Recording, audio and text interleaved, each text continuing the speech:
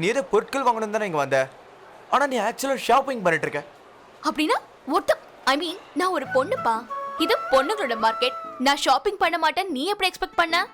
அப்புறம் அப்படியே நான் உனக்கு உதவி பண்ணிட்டு இருக்கேன்ப்பா, உனக்கு ட்ரைனிங் கொடுத்துட்டு இருக்கேன். சப்போஸ் நாளைக்கே உனக்கு கல்யாணம் ஆயிடுச்சுன்னா, ஐ மீன் லக்கி பேபி யார வேணாலும் இருக்கட்டும், அட்லீஸ்ட் அவளை நீ ஷாப்பிங்காவது கூட்டிட்டு போவல. எக்ஸ்கியூஸ் மீ, உனக்கு தெரியாத போல இருக்கு. பொண்ணுங்களை ஷாப்பிங் கூட்டிட்டு போக புருஷன் வேணாம், கிரெடிட் கார்டு இருந்தா போதும். அப்படிலாம் ஒண்ணும் இல்ல. புருஷன் தானே திங்ஸ் எல்லாம் தூக்கிட்டு வரணும், கிரெடிட் கார்டால இதெல்லாம் பண்ண முடியாது. Yeah right, so true. சரி, நான் என் அண்ணனுக்காக இங்க ஏதாவது வாங்கணும், என் கூட வா. இந்தாங்க, இந்த ஜெர்கினுக்கு முன்னாடி பேர் எழுதி கொடுக்க சொன்னீங்க, அது சரியா இருக்குன்னு பாருங்க. போட்டுக்கோ. நானா?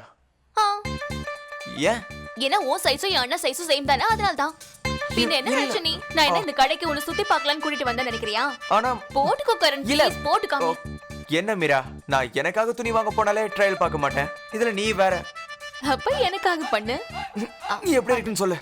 நல்லா இருக்கு. ஜிப் க்ளோஸ் பண்ணு. இது வேறயா? நல்லா இருக்கு. என் அண்ணனுக்கு ரொம்ப நல்லா இருக்கும். சரி ஓகே, திரும்ப. மீரா, நான் ஒன்னும் மாடல் இல்ல. ஐயோ என்னங்க நீங்க, என்ன இப்படி பண்ணிட்டீங்க? நீங்க என் அண்ணனோட பேரையே கெடுத்து குட்டி சுவராக்கிட்டீங்க.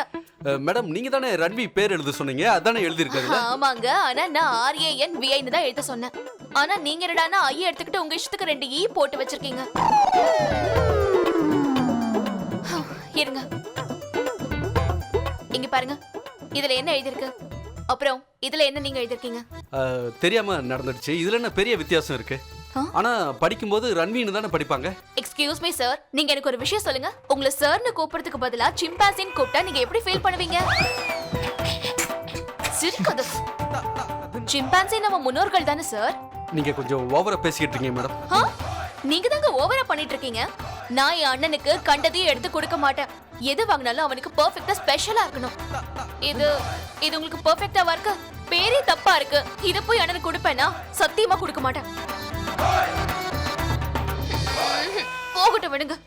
சுத்த வேஸ்ட். வேலை மட்டும் யானை வேலை சொல்வீங்க. மேடம், பில்ல வாங்கிட்டு போங்க.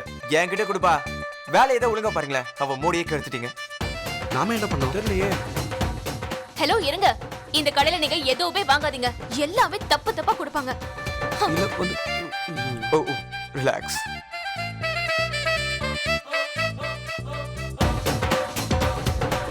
ஷாப்பிங் முடிஞ்சதா இல்ல வேற ஏதாவது வாங்கணுமா?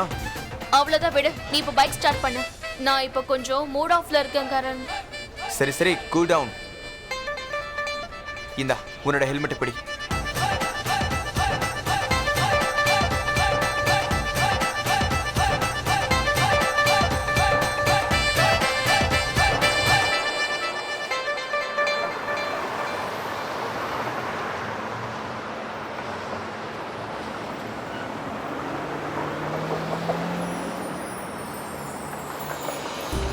என்னோட மீரா 3ஆம் கிளாஸ் படிச்சிட்டு இருந்தா.